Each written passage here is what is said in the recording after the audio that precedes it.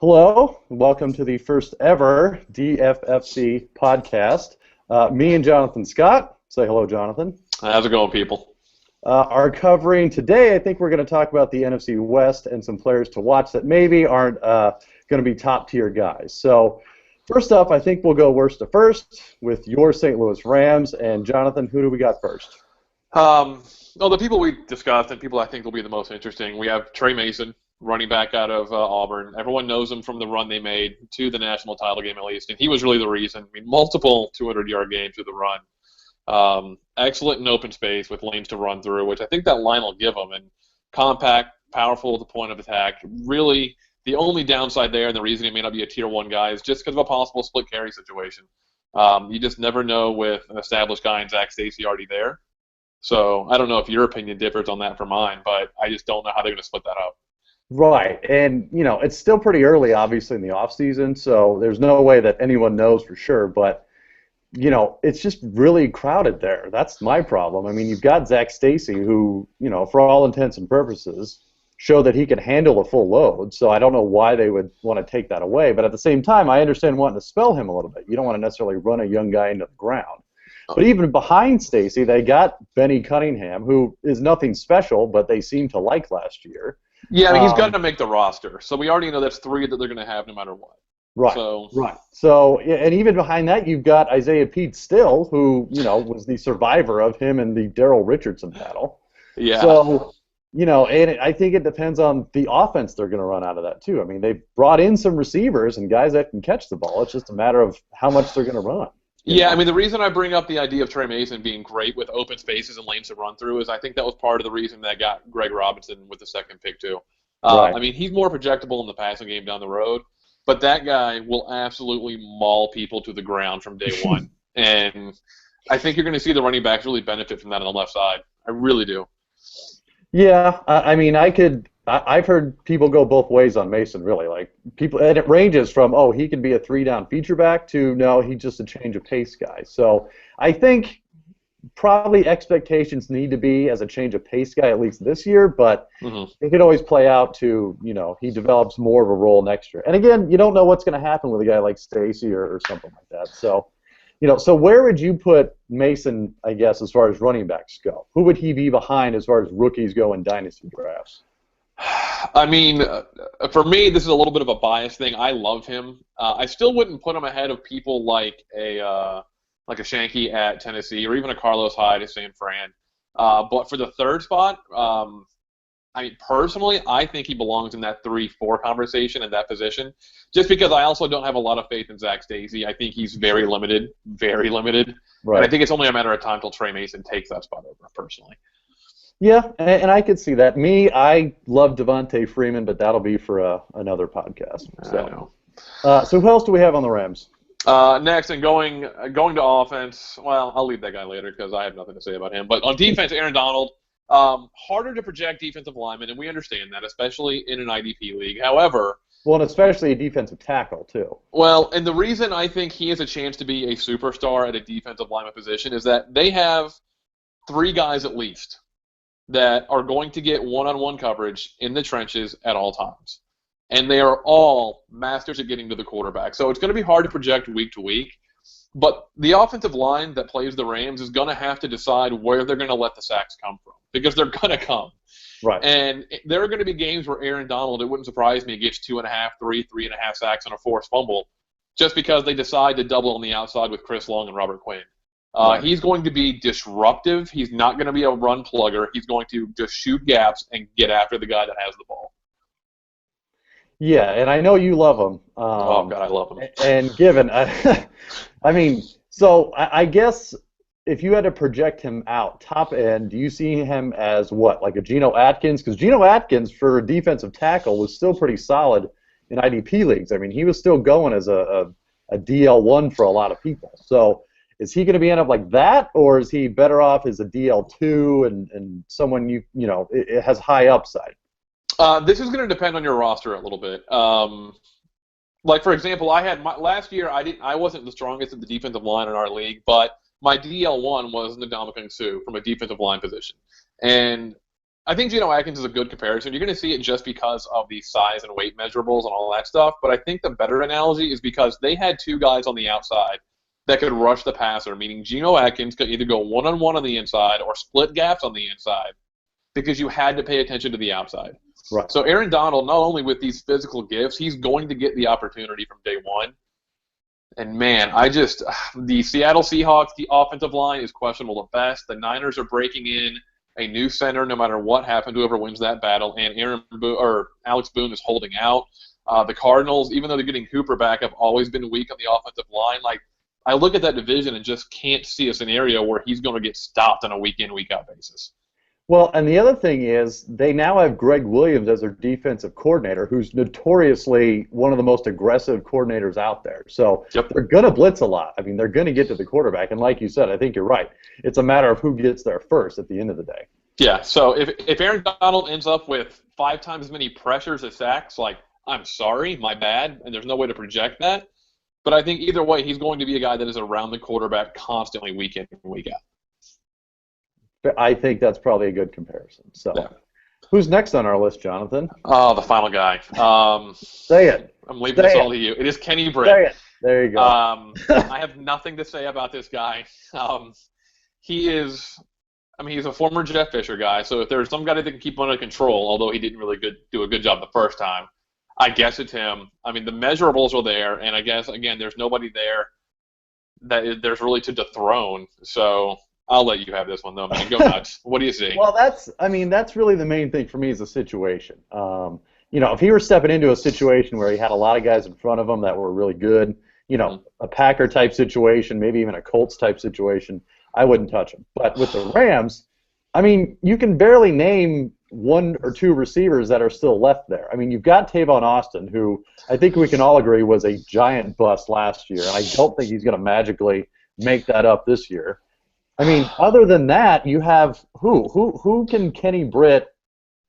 Who is he going to be behind? Who's going to have difficulty beating out in camp from a physical skill standpoint? I mean, without making and listen, I'm not banking on it, but I'm just saying as far as opportunity goes and situation goes, if you're doing dynasty drafts about now, and maybe Kenny Britt's a free agent in your league, or you can have him for some really low draft pick, I don't see a problem with him as, say, your 5th or 6th receiver. Sure. And it's funny, something struck a chord with me when you said that Tavon Austin was a bust. The thing that draws a correlation there is, although I don't think he was a bust, if he was, it was because of Brian Schottenheimer. And thinking back to Brian Schottenheimer offenses, the type of receivers that really thrived in his offenses were, Braylon Edwards, for example. Big, strong guy who just runs a ton of ins and a ton of seam routes. Traditional West Coast routes for bigger receivers, and Kenny Britt is that. I still have to trust that he's going to catch the ball consistency, and he's going to be there week in and week out. You talk about who he's going to be behind. I mean, he may be behind whoever's running the St. Louis correctional facilities, for all I know. Like, there's just no guarantee the guy's there. Right, so, and believe me, I'm not saying you should bank on it, and he's a guarantee to even be there in week 1. But I think probably a lot of people are sleeping on him now, and you can get pretty good value out of it. So, later rounds, and then this more speaks maybe to the problem with the Rams as a whole. They don't really have a lot to be excited about on offense in general. And Kenny Britt is somebody that may be like a Donnie Avery last year that gets you about 4 or 5 touchdowns, 800 yards, and at the end of the year you look back and think, that wasn't too bad. Right. And he could be your 3rd receiver some weeks and surprise you, Sure. I'd be okay with that. I mean, in that context, I'm fine with it. I'm not saying he's going to be your starter week in and week out. If he's your starter on your dynasty, you have a lot of problems. Bigger issues to worry about. Right. So, all right, who's up? That's out for the Rams for me. Next would be the Cardinals, the plucky, lovely Arizona Cardinals. Yeah, and, they baffle me, quite honestly. They're a solid team. It's just, if you're a Cardinals fan, it's just really bad luck. You had last year, they have double-digit wins, yet don't make the playoffs, with Carson Palmer as your starting quarterback, mind you. And then this year, there's a lot of hope because they're thinking, they can build off the momentum last year. They don't have to worry about a Larry Fitzgerald contract situation or anything. and then they get hit with the Darrell Washington news. So, Yeah. Just right when you think they're on the cusp of doing something like this happens, which I think is going to be a pretty big blow. Yeah, and I mean, you said it already with Darrell Washington. Let's go right into that segue. I mean, Ernie Sims is going to be the guy that I guess is projecting to take his spot. They did sign him. They've got Kevin Minter, who another guy that had a lot of hype going into last year, but I think, if I recall correctly, played exactly one defensive down. So yeah, so let's just group that together. Let's just, because there's a lot between now and training camp, and that could change. And if it does, we'll, of course, let everyone know. But let's just say who's going to take the spot of Darrell Washington. So what made Darrell Washington so unique are the impact plays he could provide on defense. His value, no matter how your league scores, sacks, fumbles, forced, recovered, interceptions, touchdowns, whatever, he was going to fill up those stats. I kind of considered him like the Andre Karolinko of linebackers. Like, you would look at the stat sheet, and all of a sudden there's a 1 or a 2 in every category plus 8 tackles. He was awesome when he played last year, just awesome. Ernie Sims, Kevin Minter, whoever it is, they're going to be an accumulator, nothing more. They're not going to have splash plays or impact plays. They're going to be guys that get you 7 or 8 tackles. They're going to be 5 to 8 yards down the field. They're not going to be impact at all, and I can see them being replaced halfway through the year by somebody younger. Right. That being said, I mean, for the first 7 or 8 games, if they're going to get 8, 10 tackles a game at a linebacker spot, and you can pencil in a linebacker for 8 or 10 points, it's not the worst thing in the world to look at. And I'd keep an eye on them, mid to later rounds if you need filler at the linebacker spot. Yeah, I think that's a perfect description. They're filler, and they're just guys, as you like to say. I mean, their defensive line is pretty solid. You got Campbell, you got Dockett, but behind them, it's just scary. I mean, they had Tyrann Mathieu, who really showed something last year, but of course he's dealing with an injury. Yeah. But outside of that, past their defensive line, I don't know many guys that you'll want on your dynasty team. I mean, can you? No, and it's such a bummer for Washington, man. Like, he was so much fun to watch, and he's so impactful. You could see guys, I mean, use the old cliche, step up just because somebody has to tackle somebody. If you're the defensive coordinator of the Cardinals, I don't know who you're projecting to do that right now. I don't know where it is where you say, all right, that guy's going to fill in for these spots. These are how we're going to fill in for these other plays. I mean, maybe it is more Tyrann Mathieu, and they put him in a position. They use Darrell Washington in a lot of positions of getting him one-on-one in space with running backs on blitzes. Maybe they let Mathieu do that more now because he does have good skill. He does have good skills getting to the quarterback and making those splash plays, but it's a lot of faith coming for a guy with coming off an ACL injury and still needs to learn the safety position, to be honest. So right. Well, that's a pretty good segue to the other safety position, which will probably be manned by Deion Buchanan. Yes. Hopefully, at least that's the plan anyway. Yes. So, I think, for him, I don't think he's quite on the same level as, some of the other guys drafted ahead of him. Safety-wise, he's not as good, I don't think, as Pryor. He's not going to be as good as Clinton Dix, I think, at least early on. But, his skill is really to get in the box and really, with his speed, make some tackles. I mean, he's never going to be a coverage guy. I think that's pretty fair to say. So if you're looking for interceptions and passes defended, I don't think he's your guy. But could he rack up a lot of tackles? And sort of on the point you just made where, look, there's going to be opportunities to get some tackles and make some plays. He could step in to do that. I think you're sugarcoating it a little bit. He won't tackle people. That guy is going to destroy anybody he comes across. I don't know. I mean, right. If you get style points in your dynasty league, then you bump him up a little bit. Holy hell, man! Just watching. If anybody wants to go on YouTube and watch his draft film or whatever, go nuts.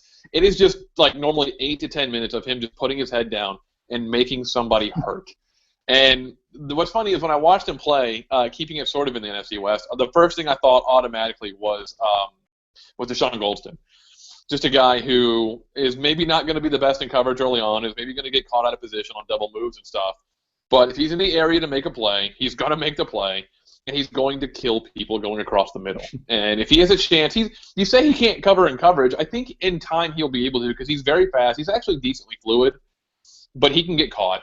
There's no way around it. And if they can coach him up a little bit and he can sort of figure out exactly how to diagnose plays and the route tree early, I think you could see a lot of passes deflected, a lot of passes defended, just because he's gonna jar people from the football. Sure. Well, and to sort of make that connection, you said it reminded you of Deshaun Goldson, who, while in the NFL was a very good player, fantasy-wise he wasn't that great. But that was probably more of a function of the team he played on, the 49ers we're referring to back in the day, that had a very good defense where he necessarily didn't need to make a play because the play was already made. So correct. I think with a guy like Buchanan, especially with the Washington thing, there's, like you said, there's going to be a lot of plays that are probably 5, 6, 7 yards that he, will be the guy that makes the stop on that. Correct. And if we're talking about drafting strategy, I always prefer safeties over corners. Again, depending on how your league scores, but for most leagues, the safeties that get tackles are allowed to blitz a little bit, be around the box, be around the football. Those are the kind of defensive backs you want. Someone like this, like you said, third, fourth safety off the board, maybe a guy you could start from day one, but really looking towards the future, have for 4 or 5 years and be okay with it. He's your guy. I don't think he'll ever be a superstar, but I will say if you put him on the opposite side of the field of Patrick Peterson, he's going to have a ton of balls thrown his way. So, something to consider. True. And I think, top end you're probably looking at a DB2 in your dynasty leagues, but like you said, if a couple years down the road, he could be the guy having 10 or 12 passes deflected. We'll see. Yep. And finally, the last guy in the Cardinals that I don't want to call him a lightning rod because in reality he's a third-string quarterback, but Logan Thomas. It's funny how fantasy has allowed people to think they're like real GMs in real life, but I think you're going to see a correlation of the GMs that fell in love with Logan Thomas and think, I can turn this guy into anything I want to turn him into. You're going to see somebody in your draft him like 4 rounds too high because he's this awesome athlete. Godspeed to you, man. If you have that kind of faith in Bruce Arians and being able to replace Larry Fitzgerald by the time he plays, then awesome. But for me, I don't see it. I watched a lot of his games just because I have a lot of friends back home that were Virginia Tech fans, so we talk about him. The 1 out of 3 or 4 plays he makes are great, but those other 3 or 4 plays, he would short hop balls like by 6, 7 yards. It's just the most baffling thing in the world. If he goes undrafted in your league, then I would keep an eye on him, just because if he does get taught the right mechanics and he can repeat those over and over again, he's a tremendous athlete. He's a former like a 4-star tight end out of high school. So, but I just don't have the faith it can get done. Well, yeah, and I think you hit on it. He's a classic taxi squad guy. If you have a league where you have either a deep roster or taxi squad, he's ideal. He's even better if you are a Carson Palmer dynasty owner, quite honestly. Yeah. Because for me, this year he's going to have no value unless Carson Palmer goes down, which given, compared to the other 31 quarterbacks, is a pretty good possibility. So, but at the same time, like you said, for me, it's more about the situation again. He's got Bruce Arians there who, I'm pretty sure if anyone can do it in the league, he could. He's got a guy in Carson Palmer that is, maybe 1 or 2 years away from hanging it up. 7 games. Fair enough. But the opportunity is going to be there. However, he had an excellent 2012 season. I remember the hype on him, and it was early in the season that they were talking about him going 1 overall in this draft and stuff like that. But you saw his, whatever you want to call it, talent, skill, whatever, go down pretty gradually over time to the point where, he got drafted in the later rounds, nowhere near the first round. And I can't recall a quarterback in recent memory whose stock dropped in college but ended up being a good quarterback in the NFL. That's not how it typically works. People tend to figure out your flaws first before they draft you, not the other way around. So quickly, it was the 2011 season. It was his sophomore year where he finished at 60% completion, over 3,000 yards, 20 to 10 TD interception. So that was good. He followed it up, and he dropped to a 51% completion percentage, and then finished at 56. He's a guy, and it was strictly tools-based as far as the projection, and it was justified because, like I said, the guy, 6'5", 240, runs like a deer almost. I will say this, Virginia Tech has never really been known for developing quarterbacks. They've pretty much just said, sort of the Lute Olson of football, just roll the ball out there and go get them, guys. And, whether it's Tyrod Taylor, Michael Vick, Marcus Vick, Logan Thomas, etc., that's just kind of how they are. So there is the ability. The Carson Palmer point is interesting. I kind of compare it to like Case Keenum last year. If you had Case Keenum, you sort of as a Matt Schaub backup, you sort of saw him play 4 games and you got excited. If that happens with Logan Thomas, I'm telling everyone from day one, trade him. Like, just trade him when that happens. If he has, like, sell high. Because sell right after the game where he's like 15 of 22 for like 180 and a touchdown. Yeah. Yeah, if he happens to have like that Kaepernick versus the Bears game coming out party on Monday Night Football on national TV, or like the Dennis Dixon game against the Ravens 2 years ago, like, yeah, just sell him as soon as you can. Well, and I think you hit on a very valid point, which is, people get hyped up because the draft just happened, and it's, quarterback obviously is the premier position in Dynasty or any other type of football league. Yeah. And people get excited whenever a quarterback is drafted. They just do. I mean, it's for whatever reason, if you hear the word quarterback, it makes your ears perk up, And I think, and given it, we've touched on this before, it is way too early to determine what he's going to do this season, but I think he's definitely a guy that has a chance to either end up third string or worse, or even cut.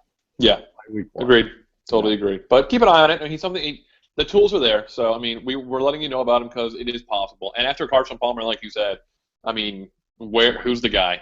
I mean, they don't have one, so you never know. And something we haven't talked about, the style of offense. I mean, this is an offense that you have to stand back there, be big, strong, huge, take a hit, deliver a football 40 yards down the field. Right. Like, out of all the things Logan Thomas can't do, those are the things he can do. He can be big, get hit, throw the ball 65 yards. So. Right. Well, and yeah, you hit on that perfectly, because a guy like Bruce Arians, coming off a double-digit win season, probably bought himself some time there, meaning he's not going to be a guy that, even if he goes winless this year, I don't think they'd let him go. So, point is, he's going to be there a while. That offense is going to be in place for a while, so that's the offense they have to tailor their players around. Totally agree. Which is in stark contrast to our next team, which is the San Francisco 49ers. Hit me. The little engine that could. All right, let's start with offense. Let's start with Carlos Hyde. Someone that I know you're incredibly high on. Right. I see it. I get it. Like, this is undoubtedly, from high school to college to the draft now, has been the best running back in his class, and it's the same this year. Best combination of power and make-miss ability. The guy's not going to break away. He can get to a 35, 40-yard run every once in a while, but he is a huge guy who has good, quick feet through the hole. I don't know that you're going to see the returns on him until 2015, though. I mean, that's the issue I have, and it's so murky that entire organization, man. Is the coach going to stay? I don't know. Who are the running backs for next year? I don't know. Are you trading Michael James? Who knows? Is Lattimore healthy? Good question. So, talent-wise, I think he's a first-round running back, but you're going to have to make a choice at the end of the first round whether someone like him or a C.J. Mosley or another incredibly productive day-one starter at linebacker or a wide receiver. And, I mean, bless you, man, I don't know how you make that decision. So. Right. Yeah, I think that's going to be the big thing to watch, is that situation and how it develops. I mean, I think we can agree if Hyde got drafted by, say, Tennessee, pretty sure he would be a top 3 dynasty pick, and maybe even higher. I mean, if you're a team that was sorely lacking in running backs and you had a Hyde on Tennessee, he'd be your guy because there's no one else there. But, totally agree. Yep. And he enters a situation that, like you said, it's murky at best. I mean, he's 6 foot, he's 230. He's essentially a younger Frank Gore, which is great. He's bigger than Frank Gore, buddy. He's about 17 pounds bigger than Frank Gore. Right. So, but he's slated to fill that Frank Gore role in that offense right now. I mean, I think we can assume he's not going to challenge Kendall Hunter for change of pace back duties. But they're going to get him some carries on first and second down. And, I mean, Frank Gore's a free agent after this year. Kendall Hunter's a free agent after this year. Marcus Lattimore may be cut for all we know if he can't fully recover. Yeah. I mean, I think it's safe to say LaMichael James is not even in the picture right now. So, but all that means is it's still not a clear path for Hyde because you don't know who's going to stay and who's going to go. And even more, like you said, Harbaugh could be gone next year too. And if that happens, then you bring in a new coach that maybe has a new system or a new philosophy, and a guy like Hyde becomes obsolete. Well, I mean, so a couple things. Like the thing about the system changing is interesting because he was the best running back in the Big Ten, maybe in college last year, and his coach was Urban Meyer, who ran the spread offense. So I think with the system he'll be able to adapt one way or another. He's going to have to learn a new system now, but I think he'll be okay either way. The one thing I will say about when it comes to drafting Carlos Hyde is it's going to be a personal thing for you. What's your drafting philosophy? Are you a guy that just says, all right, talent wins out? If you're talented, I assume you'll just crack the roster at some point and you'll make the field. Or are you a guy that's going to put a huge stock into opportunity? And if you do, he's going to be pushed further into draft board probably. Because like you said, and we'll get into it a little bit with the next guy, but it sounds like they're going to try to have a change of philosophy on offense too. Right. And if they go to more of a pass-heavy scheme, I can tell you right now, Carlos Hyde will not see the field in the first 4 to 6 weeks. He just won't. Right. So right now, where do you have him as far as rookie running backs go for dynasty leagues? I mean, there's Sankey, I think, is consensus number 1.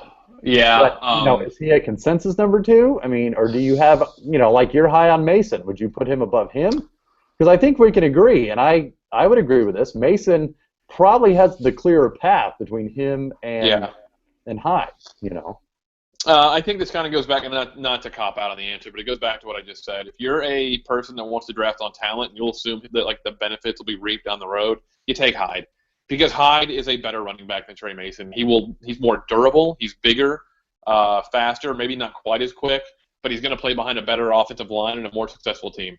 Right, and maybe sort of along the same lines, if you're a team that has a lot of running backs and you're just stacked there, you can afford to take a guy like Hyde, wait and see. Stash him. Yeah, absolutely. If you're not going to have to rely on someone in week 1, then maybe you pass. And maybe you get a guy like Mason or even a guy like Freeman who could get at least passing down duties. To that point also with Hyde, I would also say if you can't draft him and you are loaded at running back, the first 4 weeks or 6 weeks or so when he doesn't play, that's the time to make a trade for him. Keep him on the radar. Know that he's going to play pretty soon and trade something for somebody that maybe they can use now and stash him that way. Right. So, because he's going to play eventually. When he does, I think he's going to be very good. I just don't know when it is. Right. So, now we sort of hit on it a little bit a second ago, but the next thing I want to talk about, Stevie Johnson, one of my favorite guys in the league. If you're gonna pantomime shooting yourself in the leg after a touchdown, you shoot right up my list. But if they are going to truly go, it sounds like they're going to try to get closer to that 60, 62, 65% pass philosophy within this offense. If they do that, Stevie Johnson, I think, is going to be the one that reaps the most benefit out of anyone in this roster because he was bought in specifically with the Seahawks in mind, beating man in press coverage, the Cardinals in mind with beating man in press coverage in the slot with Tyrann Mathieu. And they had an issue with that, getting people off the line of scrimmage clean. The only guy that could do it was 78-year-old Anquan Bolden. That's an issue. So, and you'll see the video out there of Stevie Johnson just burning Richard Sherman over and over again. He's with the Bills. They saw that, I'm sure, and thought, all right, that's a plug-and-play guy. And I think they're right. I think he could have a huge year. Yeah, and I think, you're right on with, I think, why they brought him in, which is probably to spread that offense out against Seattle specifically. I mean, if your only guys were Crabtree and Bolden, well, guess what? You have Richard Sherman on one side. You got Earl Thomas, playing center field. Those guys are enough to cover Crabtree and Bolden. But if you add a guy like Johnson, then you start spreading out a little bit, and you got to make Seattle think a little more than what they did last year. And Stevie Johnson's a good player. It's not like he hasn't done it before. We're talking about potential. I mean, he's had 1,000-yard seasons before, being the primary guy in Buffalo with some bad offense, by the way. I was going to say with some very subpar quarterbacks. So. I think you're right. I think there's some potential there. I don't think they're ever going to be a Green Bay pass-first offense. I don't think Stevie Johnson's going to approach wide receiver 2 duties in dynasty leagues. But if you're a league that has a flex position and you can use that third receiver, I think he's ideal for that kind of situation. So I would say, and not to alarm you, we're going to disagree here. I think That's okay. That's okay. That's the point. I think he could be a wide receiver too, easily. I think he doesn't get hurt. I mean, he just flat out doesn't get hurt. He's healthy, and if they play him in the slot like they say he's going to, he's not going to be beat up by guys bigger than him. And I say this in a PPR league, he could be a wide receiver too, because I could see him basically having 6 catches a game, 80 yards a game, and sprinkled in touchdowns, especially when Crabtree gets hurt, because it's going to happen. Bolden maybe breaks down. Vernon Davis, I mean, dependable as all get out, but they just don't like to throw it to him for whatever reason, and it just baffles me. But so I guess if you're looking for a player comp, you know, someone who plays the slot and is quick, I mean, I think in the most optimistic world, you're looking at a Victor Cruz type. Would that be right? I'd say that's pretty fair. Yeah, I will say it's. Honestly, I'd say it's almost exactly fair. I don't know that Stevie Johnson has the hands that Cruz does, but if the offense gets to where they want it to get to, I think that's about perfect. Right. And, you know, let's not underscore the fact they gave up a 4th-round pick, which for a team like San Francisco, I mean, that's a pretty big commitment that they're giving. It's a statement, yeah. You know, I mean, they had a ton of draft picks, so it's not like they couldn't afford it, but, you know, they are a team that takes a lot of pride in what they do with those draft picks, whether it's trade up or trade down or whatever. So to part with a 4th-round pick for a guy like Stevie Johnson, I think, is a big thing. So what that does, I think, for the other receivers is probably downgrades them a little bit because there's going to have to be enough targets to go around. So, you know, a guy like Bolden, given in Dynasty leagues, probably wasn't high on a lot of people's list anyway, just because, like you said, I mean, he's way up there in age. A guy like Crabtree, you know, who knows, man? I mean, he had one really awesome season, but only because he was healthy the whole time. Last year, I mean, when he did play, he was great, but like you said, he can't stay healthy. And he's about to be a free agent, so the question is, A, does he stay there? And B, if he doesn't, you know, is that a good or bad thing? That could end up being a good thing for him. Agreed. And with Crabtree, I mean, I think it goes more to the offensive philosophy. If they decide to open it up more, which they did when Kaepernick had targets he trusted, then this won't be as big of an issue. I think they'll all have success, and the running backs may not be as good as they were in the past. But if they keep with the same like 52 to 55% throw versus the run, it's going to be, I mean, these will all be wide receiver threes, a team full of wide receiver threes. So, you know, keep an eye on it, especially in training camp. If you hear more about Kaepernick opening it up, having more hot routes, ability to check at the line, things like that, which would be really different than in the past. It's different to have a kill play where you can check out to another play versus being able to change people's routes on the go, which the latter he's never had the ability to do. Maybe now that they have an actual offense full of options, they'll have the ability to do that. So, you know, something to keep an eye on. Agreed. Who's up? Final guy, somebody who I love is Jimmy Ward, safety. Again, we're talking about a defensive back here, but his versatility, I know people were confused about them drafting a safety after they signed Antoine Bethea, but this guy is going to play 65 to 70% of the defensive snaps from day one. He's going to play the slot corner, the nickel corner, whatever you want to call it. And if there is an injury or, you know, ineffectiveness by either Reed or Bethea, he's going to slot into safety. He's going to be on the field a ton, and he's a guy that can make splash plays for you. So somebody I really like quite a bit, similar to Buchanan maybe, where he's a top-end DB2 going forward. But I trust the Niners coaching staff a little more than I do most other coaching staffs to put him in a position to be incredibly successful. So a guy I really like. Was confused at first when they picked him, but when they actually explained it going further and going forward, made a ton of sense. So what, I guess, as far as their mentality goes for drafting Ward, how much of that do you think was affected by the injury to Bowman and then maybe having to compensate a little bit in the secondary to make up for the linebacking core? Well, I think a lot of that – so I think two things really quick. I don't know how much of it affected with Bowman. I think seeing Borland drafted in the 3rd round was strictly related to Bowman. The thing about Bowman is that they used to take – Patrick Willis used to be the blitzer from the middle linebacker position in their 3-4. They switched that in the last 2 years, and Bowman was probably the best middle linebacker blitzing in the NFL. I think he had something like 15 pressures and I think 6 sacks off the blitz last year, which in a 3-4 defense from a middle linebacker is kind of insane. So I think what will happen is you'll see Patrick Willis revert back to that guy who will go after the quarterback a little bit more and try to make those splash plays, while Borland is the guy that fits and run plugs. With Ward, I think they strictly looked at Ward with Tavon Austin and Percy Harvin in mind. Looking at these short, incredibly quick, short area guys that can just burst in these 4 to 8 yard areas. And Jimmy Ward's combine numbers, the 3-cone drill, stuff like that, even in tape, he was very good in the slot, getting his hands on those guys, making sure they couldn't get out of their breaks. And because Carlos Rogers was one of the better slot corners in the league last year, however, when he got beat, he got beat. And I think Ward's going to take that spot. We'll see how long it takes him to adjust, but if they just let him be him and let his physical abilities take over, I think early on they'll reap the benefits quite a bit. Fair enough. And I think that covers the 49ers pretty well. As much as I want to, anyway. Right.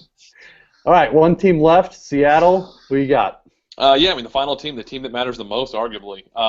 Start with Paul Richardson, somebody that who you're very high on. You're very high. So explaining this really quick. When I watched his tape, I just looked at a guy that I was like, all right, so I get it. He's over 6 foot tall barely, and he's very fast. That's cool.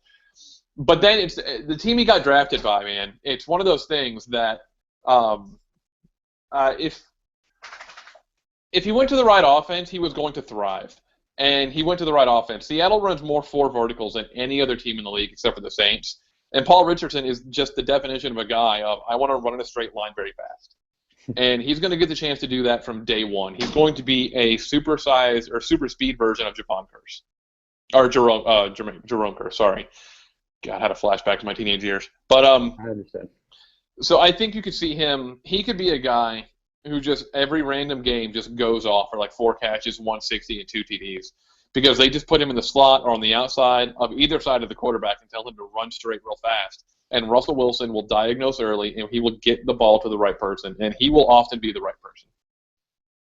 Yeah, and sort of something we touched on earlier is, you've got Golden Tate now in Detroit. Mm-hmm. You've got Doug Baldwin, who they just re-signed, so he's going to be there for a while. You still have Percy Harvin, who, didn't play at all last year except for the Super Bowl. So, you've got Baldwin, I think, slated for the starting lineup. You've got Harvin, obviously. I don't know that there's that much competition, besides Kearse, for Richardson to make a move on. So if he were to impress, I think, he could get that third receiver spot pretty quick. That's the other thing.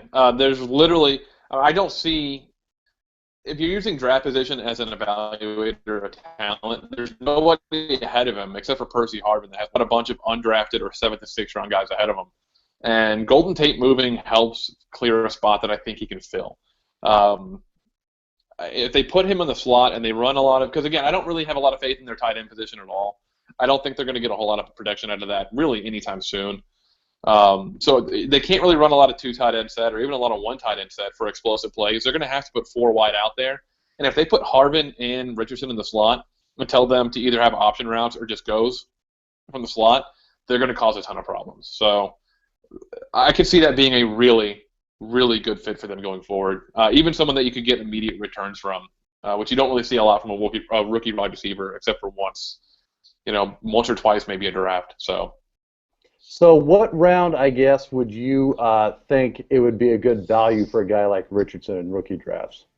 I think he's a mid to late second guy for me. I mean, there's going to be – I will still take superstar defensive players like Clowney ahead of him because I think that Clowney is going to be so impactful at a position that has very little impact. But if you're talking about drafting a guy and starting him or possibly stashing him for the future that can have huge impact, sort of like a Robert Woods of last year, wherever somebody drafted Robert Woods last year is sort of the same kind of slot for Paul Richardson. Early, middle, late second round, around that area. If he gets to the 3rd or even 4th round in your drafts, huge value for you, and I'd be ecstatic about that. Fair enough. All right, who's up next on the list? Well, let's keep it at the wide receiver. We kind of already talked about it a little bit. We wanted to keep it on free agents that came in and rookies, but we're going to talk about Percy Harvin because other than one game, really, he's a free agent. He's a new guy for them. And, man, like in our notes here, I'm looking at it, I just have 17 question marks. Like I know ideally how he should fit in. I know ideally how they want to use him. It's going to be a ton of option routes, a ton of getting in behind linebackers and zone coverages and just breaking people off in the open field. But he plays in a cold, wet, damp area on turf for a guy who's not durable. I mean, I don't know. What do you think? Is this somebody you can have faith in? Do you target in trades? I mean, what do you do here? I'm constantly amazed at how highly he's ranked, quite honestly. I mean, and I think, it's still based on his youth because he's still a young guy, but Sure. he showed a lot of flash there in Minnesota. Return game, yards after catch, all that stuff.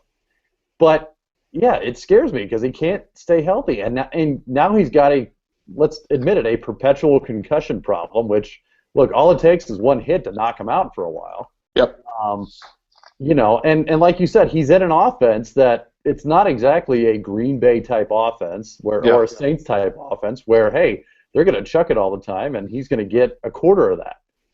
They're not. I mean, they still run the ball and they run it very well. So I don't think they're going to deviate from that plan anytime soon.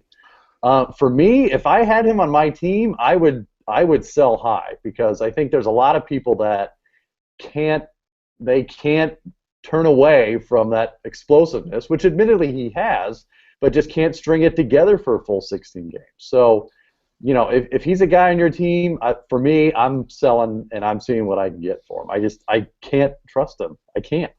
Totally fair. And I will say a small caveat: if you get points in your league for special teams yards and touchdowns, I mean, I think he's I would bump him up. Don't get me wrong. a little, but, yeah. But let's put it this way: if he's my wide receiver one, which God. if you have him ranked 10th or 12th, he could be. I think that's a huge problem for you. Yeah. I totally think agree. he would be an ideal wide receiver too if your league counts return yards, return touchdowns, and stuff like that. I would be okay going into the season with him as my second receiver if that's how you score it. But if not, no, I'm staying away. Agreed. Echoed across the board.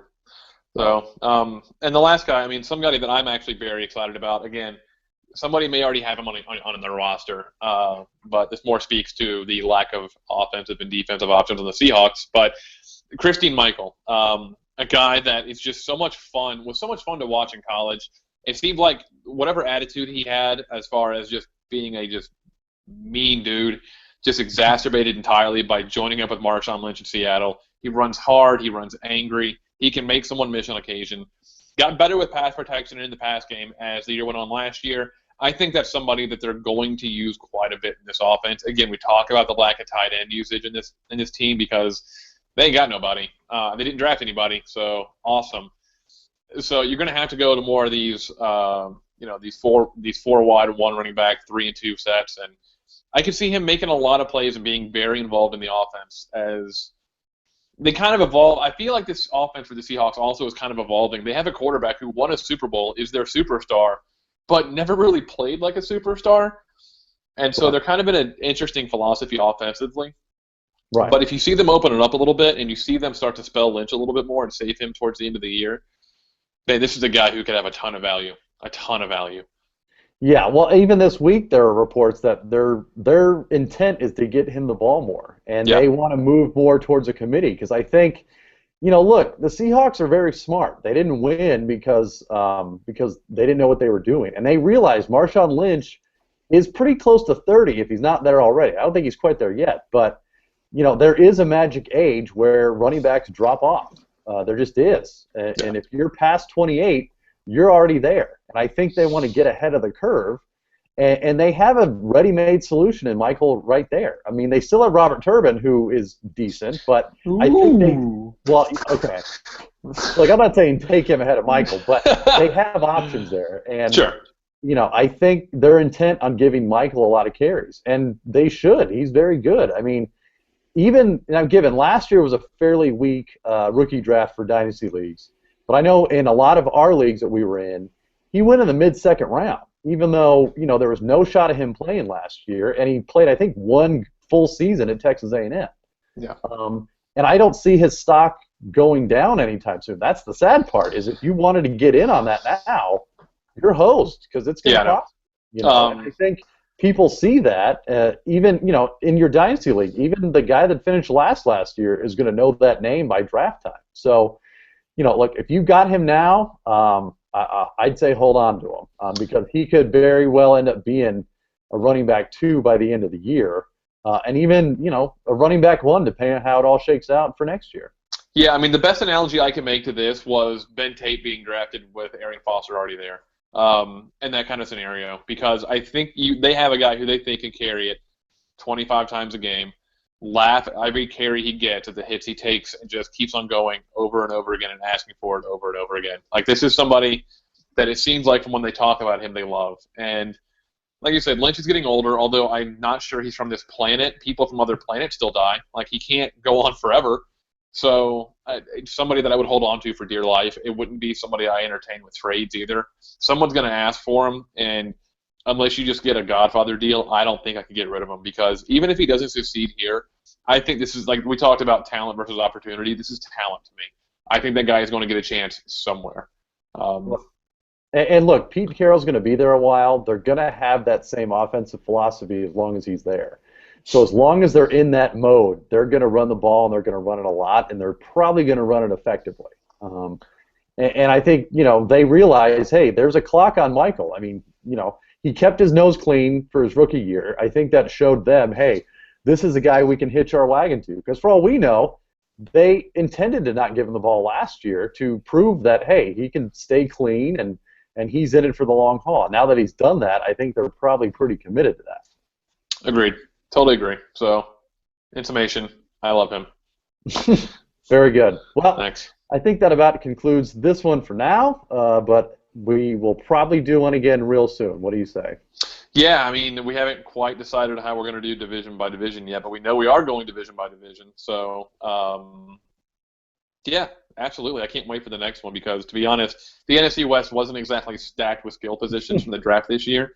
God bless them. They just love big, giant, hairy dudes that hit each other. So going forward, we should have quite a bit more to say with the other teams when they drafted the more glorious positions. Indeed. All righty. Well, until next time. Enjoyed it, my friend.